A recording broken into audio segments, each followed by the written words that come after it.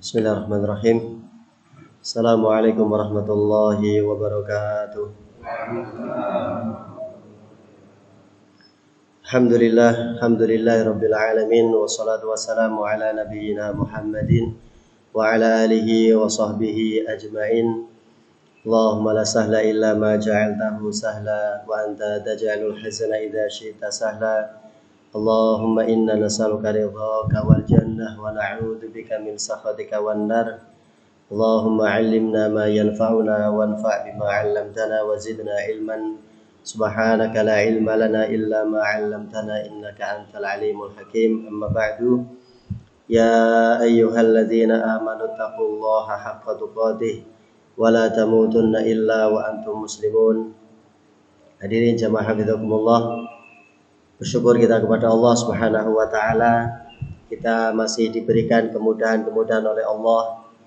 Kita masih diberikan pertolongan oleh Allah untuk bisa menjalankan tugas kita, kewajiban kita beribadah kepada Allah Subhanahu wa taala.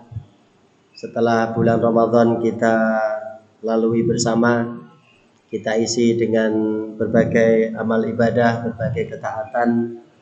Maka yang ada kita bersyukur kepada Allah atas semua taufik, atas semua kemudahan, atas semua pertolongan yang Allah Ta'ala berikan. Dan tentu kita berharap kepada Allah, semoga Allah Subhanahu wa Ta'ala menerima amal ibadah yang kita lakukan di sepanjang bulan Ramadan. Dan di antara tanda diterimanya amal kebaikan seseorang adalah kebaikan itu terus berlanjut. Yaitu di antara tanda diterima amal ibadah seseorang, al-hasanah ba'daha, yaitu kebaikan itu tidak berhenti. Tentu kalau kita bicara tentang ibadah yang kita lakukan di dalam Ramadan dan di luar Ramadan, pasti ada perbedaannya, baik secara kuantitas maupun kualitas. Kalau di bulan Ramadan, Masya Allah, hampir semua ibadah sudah kita lakukan, kita coba. Dari mulai sholatnya, baik sholat yang wajib ataupun sholat sunnah, kemudian tilawah Al-Quran. Masya Allah, kita dalam sehari bisa membaca Al-Quran berjuz-juz bahkan. Kemudian infak, sedekah, wakaf, harta kita. Masya Allah, Ramadan mengajarkan kita untuk menjadi orang yang sangat dermawan, membuat kita menjadi orang yang sangat mudah untuk mengeluarkan harta kita di dalam kebaikan-kebaikan. Maka semua amal kebaikan itu sebagai tanda atau bukti bahwa di antara bukti diterimanya amal kebaikan yang sudah kita lakukan, maka amal kebaikan itu tidak boleh berhenti dengan selesainya Ramadan.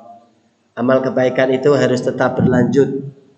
Meskipun tadi sudah kita sampaikan secara kuantitas pasti berbeda.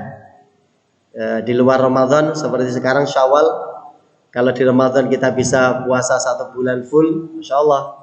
Syawal ini kita mau puasa lagi berat luar biasa.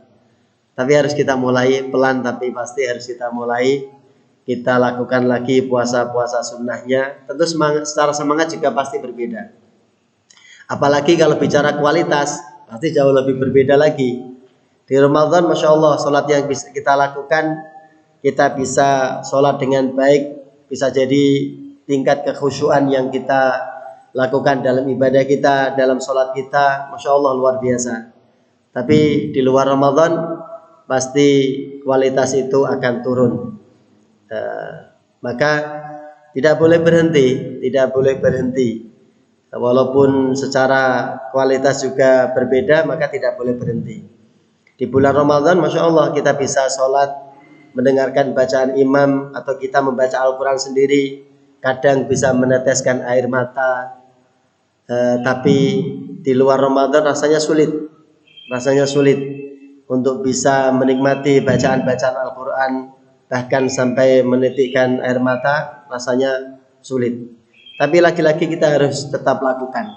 Kita harus tetap istiqomahkan, kita tetap jalankan ibadah itu. Sekali lagi untuk pembuktian, semoga amal ibadah yang sudah kita lakukan diterima Allah Subhanahu wa taala. Jadi mumpung bulannya masih bulan Syawal. Jadi ini momennya halal bihalal. Jadi nanti kalaupun masih ada waktunya kita sampaikan lanjutan ayat, kalau tidak ada ya sudah. Ini momennya halal bihalal. Jadi kalau di bulan Ramadan atau di bulan yang lain, terutama bulan Ramadan, Allah Subhanahu wa taala memberikan peluang untuk kita semuanya, dosa-dosa kita mudah diampuni oleh Allah. Ya, di bulan Ramadan banyak sekali peluang, banyak sekali hal yang bisa kita lakukan yang menjadikan dosa-dosa kita diampuni oleh Allah. Mulai dari sholat yang kita lakukan, sebagaimana disebutkan oleh Rasulullah Muhammad SAW, as-shalawatul khamsu, sholat yang 5 waktu itu, kemudian Jumat sampai ke Jumat, dan Ramadan sampai Ramadan, mukaffiratun lima bainahunna, dia akan menjadi penggugur dosa di antara rentang waktu tadi, antara satu waktu sholat dengan waktu sholat berikutnya. Ketika kita sudah melaksanakan suatu sholat, maka antara jeda satu sholat dengan sholat berikutnya akan menjadi mukaffirah, akan menjadi penggugur dosa kita, pelebur dosa kita. Begitu juga dengan hari Jumat, kita beraktivitas di hari Jumat, kita beribadah di hari Jumat, maka begitu kita beribadah di hari Jumat sampai Jumat pekan berikutnya, ada rentang waktu satu pekan itu menjadi peluang untuk digugurkan dosa-dosa kita oleh Allah Subhanahu wa taala. Begitu juga dengan Ramadan yang sudah kita jalani bersama, sampai Ramadan berikutnya juga ada peluang untuk diampuni dosa-dosa kita ketika kita beribadah di bulan Ramadan, tapi dengan satu syarat, yaitu majtanabil kabair, selama orang tersebut menjauhi dosa-dosa besar. Jadi yang ingin kita sampaikan adalah Ramadan itu banyak peluang untuk kita diampuni dosa-dosa kita kepada Allah.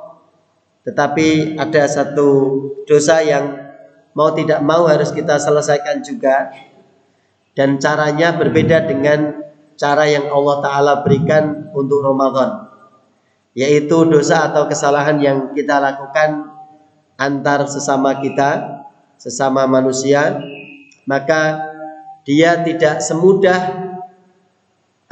penghapusan dosanya ketika kita melakukan kesalahan atau dosa kepada Allah Subhanahu wa taala. Kalau kita melakukan dosa kepada Allah, tadi sudah kita sampaikan, peluang untuk diampuni sangat banyak. Dengan kita melakukan amal-amal tertentu, ada fadilah, ada keutamaan yang menjadikan Allah mengampuni dosa-dosa kita. Karena memang Allah Al-Ghafur, yang maha mengampuni, Allah Al-Afu, yang banyak memaafkan, Allah At-Tawwab, yang banyak menerima taubat kita. Tapi berbeda dengan manusia sesama kita. Kalau Allah mudah memaafkan, belum tentu sesama kita mudah memaafkan. Kalau Allah mudah melupakan dosa kesalahan kita, maka sesama kita kadang sulit untuk melupakan. Memaafkan kadang iya, tapi melupakan tidak. Maka biasanya momen Syawal ini digunakan, dimaksimalkan untuk menyempurnakan. Kalau di bulan Ramadan kita sudah berusaha semaksimal mungkin agar dosa kita kepada Allah diampuni seluruhnya oleh Allah Subhanahu wa taala, maka di bulan Syawal ini, sebagaimana tradisi di kita di Indonesia ini, yaitu kita lanjutkan dengan meleburkan dosa kesalahan kita di antara sesama, dengan saling meminta maaf dan saling memaafkan. Harapannya kalau dosa kita kepada Allah diampuni, juga dosa dengan sesama kita, kesalahan di antara kita juga diampuni oleh Allah Subhanahu wa taala. Maka ada istilah halal bihalal tadi. Istilah dalam bahasa Arab yang bahkan orang Arab tidak paham. Al halalu bil halal apa itu? Jadi istilah bahasa Arab yang bahkan orang Arab juga tidak paham. Jadi ini mumpung bulan Ramadan, jadi saya pribadi mengucapkan taqabbalallahu minna wa minkum. Semoga bulan Syawal, mohon maaf, taqabbalallahu minna wa minkum sholihal a'mal. Semoga Allah menerima amal ibadah kita semuanya di bulan Ramadan sebagaimana yang biasa dilakukan oleh para sahabat. Tapi para sahabat melakukannya di malam Idul Fitri. Jadi begitu malam Idul Fitri, maka para sahabat nanti akan saling mengatakan satu dengan yang lain. Di antaranya Imam Ali bin Abi Thalib radhiyallahu anhu, Abdullah bin Mas'ud radhiyallahu anhu, maka beliau mengatakan, siapa di antara kita yang diterima ibadahnya oleh Allah, maka kami ingin mengucapkan selamat kepadanya. Jadi begitu Ramadan selesai, masuk malam Idul Fitri, maka para sahabat akan saling mengatakan, ayo siapa di antara kita yang ibadahnya diterima oleh Allah, maka mari kita ucapkan selamat kepadanya. Mari kita ucapkan selamat atas ibadah-ibadah yang diterima oleh Allah. Tetapi kalau ada yang tidak diterima ibadahnya oleh Allah, tidak diampuni dosa-dosanya oleh Allah, maka mari kita ucapkan bela sungkawa kepadanya. Jadi itu dilakukan oleh orang-orang soleh terdahulu, maka mari kita juga melakukannya. Semoga tadi amal ibadah kita diterima oleh Allah Subhanahu wa taala dan layak kita ucapkan selamat kepada antum semuanya, kepada jenengan semuanya. Semoga amal ibadah diterima oleh Allah. Salah satu buktinya ini. Buktinya ini. Jadi yang hadir di masjid ya Masya Allah, wajah-wajah lama. Wajah-wajah barunya edisi kemarin saja Ramadan.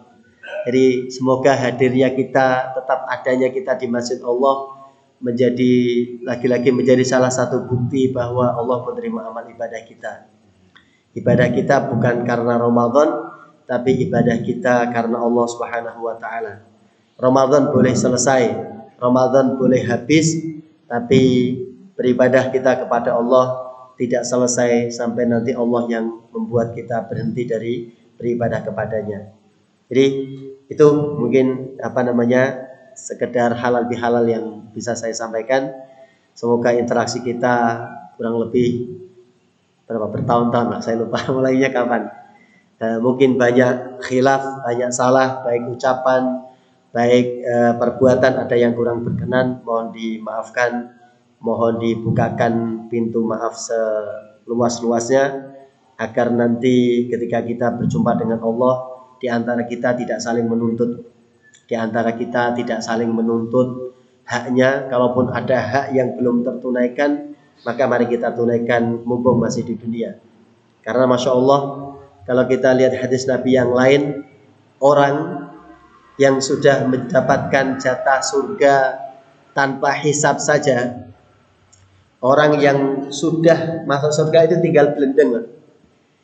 Tapi orang ini bisa tertunda masuk surganya gara-gara punya tanggungan dengan saudaranya yang belum selesai di dunia. Bayangkan, itu sudah dijamin masuk surga tanpa hisab. Masuk surga tanpa hisab, yaitu orang yang syahid di jalan Allah, dia bisa masuk surga tanpa hisab.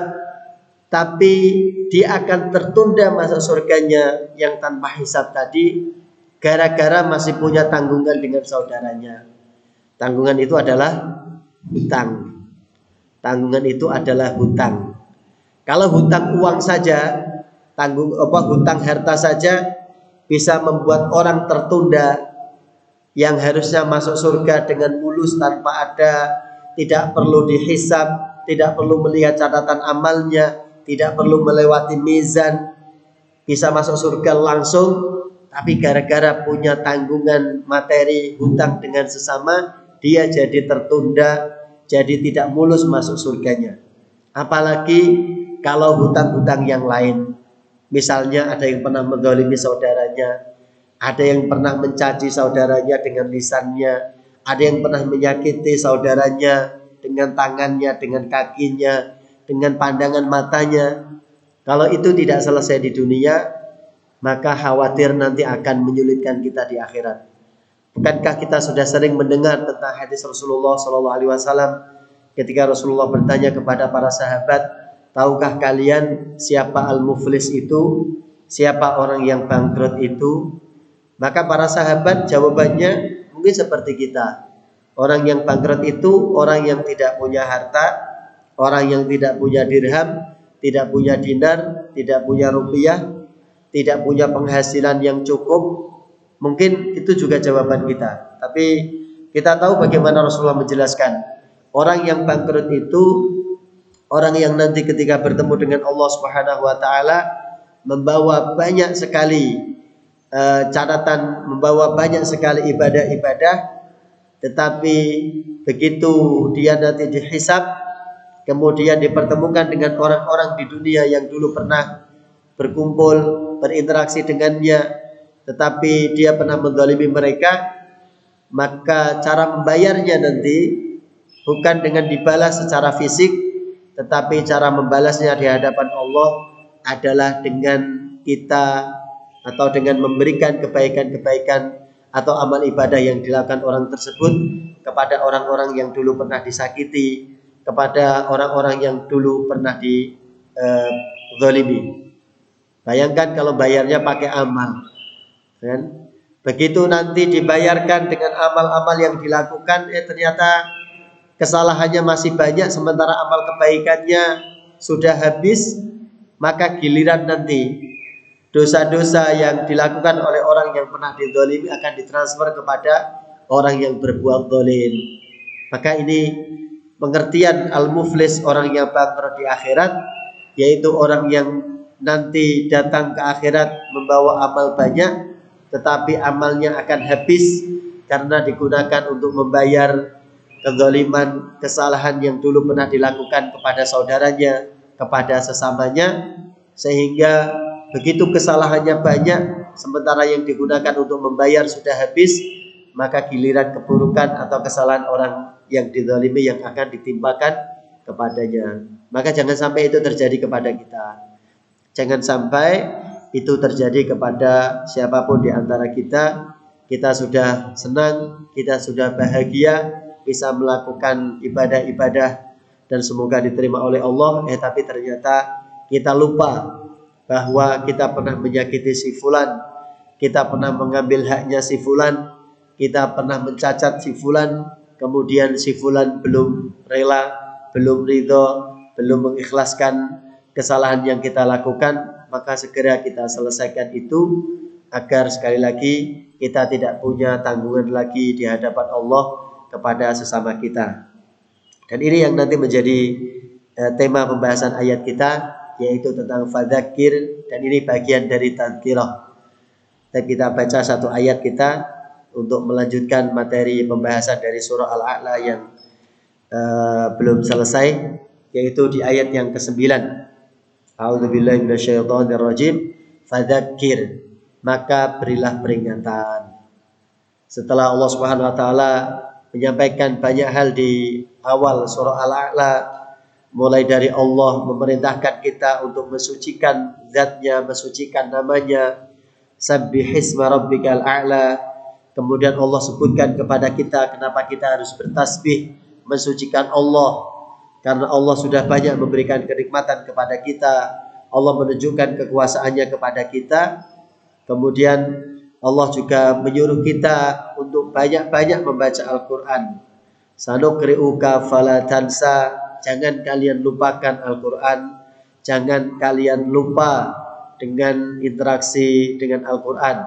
Kalau di Ramadan kita selalu ingat, maka di luar Ramadan pun harus kita ingat terus bahwa kita perlu melanjutkan interaksi kita dengan Al-Quran.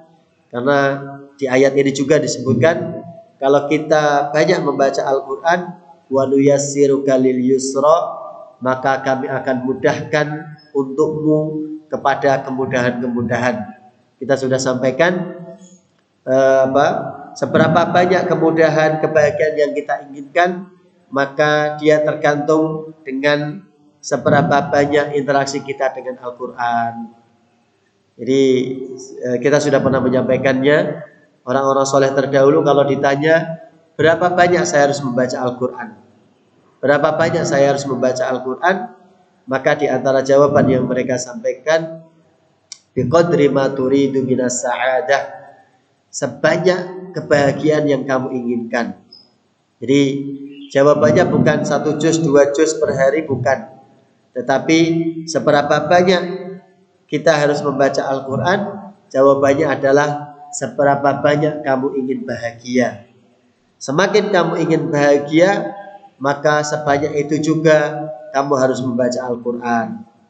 Kalau interaksi kita dengan Al-Quran berkurang, pasti kebahagiaan kita akan berkurang. Boleh diuji deh. Kebahagiaan kita di Ramadan, rasa senang, rasa bahagia kita di Ramadan pasti akan berbeda dengan kebahagiaan kita di bulan Syawal dan bulan-bulan berikutnya. Apalagi THR-nya sudah habis kan, tambah mumet lagi kan. THR-nya sudah habis, ada dibuat pulang kampung dan sebagainya, tambah mumet. Pasti tingkat kebahagiaannya akan sangat-sangat berbeda. Jadi, tapi bukan itu, bukan masalah THR-nya. Tapi masalahnya kita sudah mulai kendor interaksi kita dengan Al-Quran. Ada yang sudah khatam Pak 1 juz. Kok 1 juz? Khatam 30 juz dari mulai awal Syawal sampai sekarang. Tanggal berapa ini? 11 atau 12 lupa. Nah gitu. Jadi itu salah satu bukti. Kalau di 10 Ramadan terakhir kemarin 10 hari kita bisa menghatamkan 30 juz bahkan, maka Masya Allah, semoga semangat itu tetap kita bawa di bulan-bulan yang lain. Maka fadzakir, berilah peringatan, dan ini bagian dari peringatan yang ingin kita sampaikan. In nafa'atiz dzikra, apabila peringatan itu bermanfaat. Nah, ini pembahasannya nanti cukup panjang, jadi kita cukupkan saja. Gak enak kalau nanti terputus. Intinya adalah fadzakir, berilah peringatan, bahwa peringatan itu diberikan karena orang yang memperingatkan kita, mereka mencintai kita. Itu yang perlu kita ingat. Kalau ada orang mengingatkan kita, negur kita, apalagi peringatan itu dari Allah Subhanahu wa Ta'ala, yakinlah bahwa peringatan itu adalah bukti cinta.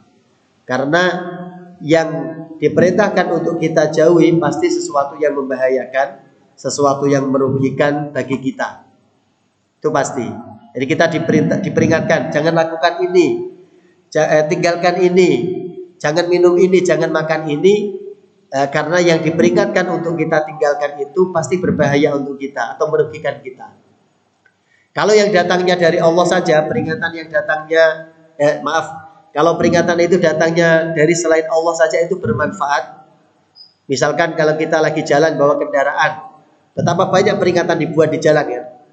Mulai dari kecepatan maksimal, tidak boleh lebih dari sekian, dibuat rambu-rambu, itu semuanya kan peringatan.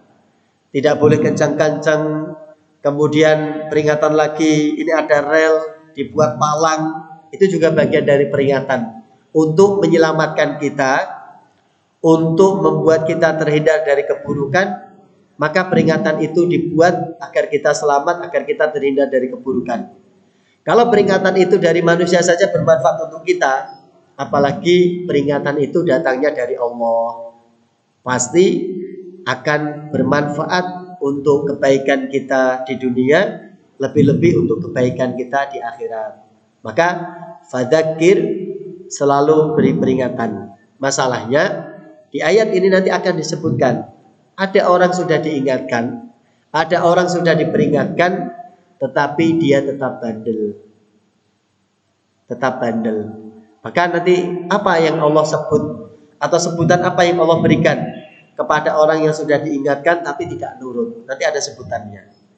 Nah, dan pasti ujung-ujungnya celaka, pasti ujung-ujungnya sengsara. Dalam sekali lagi, kalau peringatan yang dibuat di jalan raya misalkan, begitu dilanggar, yang ada adalah berbahaya, baik berbahaya untuk diri sendiri atau berbahaya untuk orang lain. Di rel kereta api sudah dibuat palang misalkan sebagai peringatan. Nyatanya masih ada orang yang ketabrak kereta api. Masih ada kendaraan yang diseruduk kereta api. Itu artinya orang sudah dibuatkan peringatan, tetapi nanti ada dua kelompok orang yang menyikapi peringatan tersebut. Ada yang menerima, ada yang mengambil peringatan itu, kemudian memperhatikannya dan melakukannya, dalam artian peringatan itu dijalankan, tetapi ada orang yang mengabaikan peringatan. Begitu peringatan yang dibuat oleh manusia diabaikan, membuat celaka, membuat sengsara, apalagi peringatan dari Allah, begitu ditabrak, begitu dilanggar, pasti akan lebih sengsara lagi. Nah, seperti apa nanti insya Allah akan kita sampaikan di pertemuan berikutnya. Intinya kita berhenti di satu kata, fadzakir. Selalu berilah peringatan. Selalu berilah peringatan, karena untuk orang beriman peringatan itu pasti bermanfaat. Wadzakir fa inna dzikra tanfa'ul mu'minin. Tapi ada orang yang tidak mengambil manfaat dari peringatan. Insyaallah akan kita sampaikan di pertemuan yang lain. Wallahu taala alam bisawab. Ini sedikit yang bisa disampaikan untuk muqaddimah, untuk permulaan lagi setelah libur panjang, setelah jeda panjang. Semoga kita kembali bersemangat untuk menghadiri majelis-majelis ilmu kita. Semoga Allah turunkan keberkahan untuk kita, untuk keluarga kita melalui majelis-majelis ilmu yang kita hadiri. Amin amin ya rabbal alamin. Kita cukupkan dengan doa kafaratul majelis. Alhamdulillah. Subhanakallah bihamdika asyhadu an la ilaha illa anta astaghfiruka wa atubu ilaik. Alhamdulillah rabbil alamin. Assalamualaikum warahmatullahi wabarakatuh.